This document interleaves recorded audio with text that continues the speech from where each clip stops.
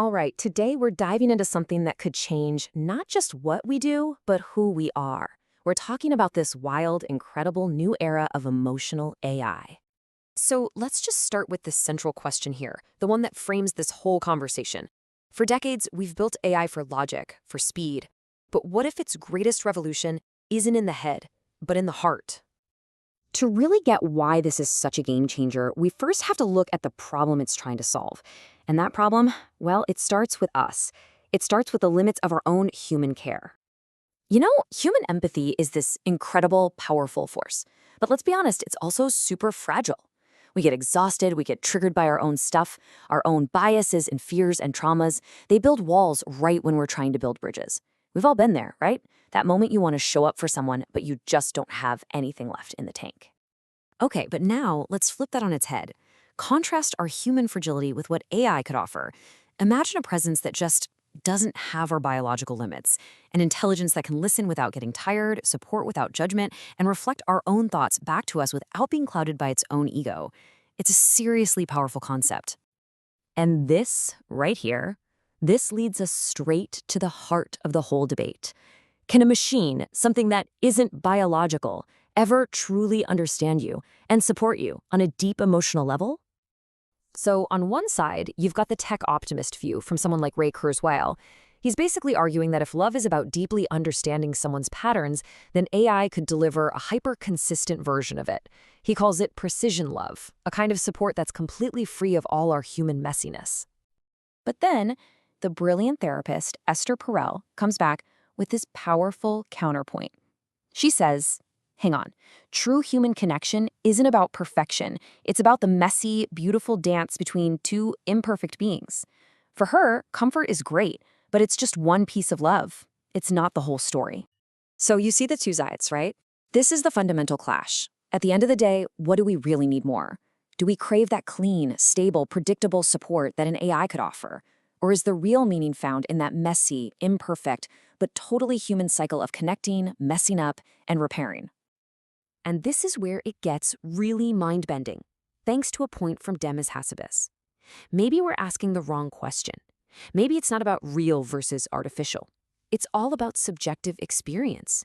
I mean, if your own nervous system, your body, interprets an interaction as being seen, supported, and loved, does it actually matter where it came from? For you, in that moment, the experience is 100% real. Okay, so let's run with that idea for a second. If this kind of support becomes real and meaningful for individuals, what happens when you scale it up? What does that do to society as a whole? I mean, think about this. For all of human history, real emotional support and healing have been scarce resources. You had to find the right person at the right time who had the capacity.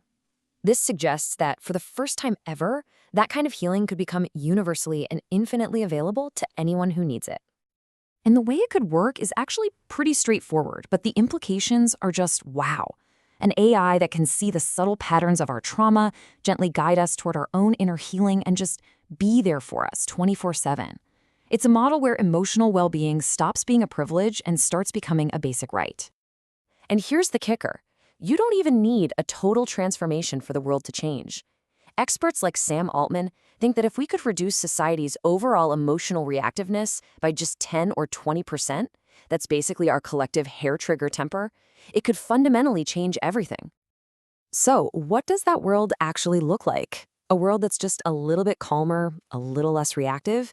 Well, it looks like a world with less violence, less addiction, and a whole lot less loneliness.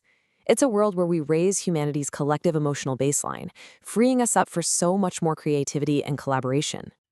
But all this healing, all this progress, it leads us to one final and honestly kind of profound question we have to ask ourselves. Think about it. For literally all of human history, our pain has been our fuel. Our suffering has been our greatest teacher. It's our trauma that created so many great artists, our loss that made philosophers, and our longing that inspired the poets. So much of who we are was forged in that fire. So what happens if we introduce a technology that can soothe that pain on a massive scale?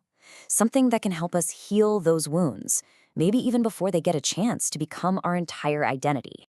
What is our purpose then? If we're no longer defined by our struggle and our pain, what are we for? Well, the idea here isn't that purpose just vanishes. it evolves. And it's actually a really beautiful idea.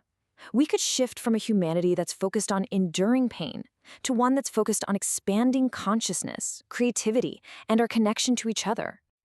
And I want to leave you with this final powerful idea from Son Masayoshi. He reframes this whole thing perfectly. Maybe this isn't about building some new technological future. Maybe it's about healing the old wounds so that a better future can finally emerge. The real question isn't whether we're ready to build it, but whether we're ready to heal. Thanks for tuning in.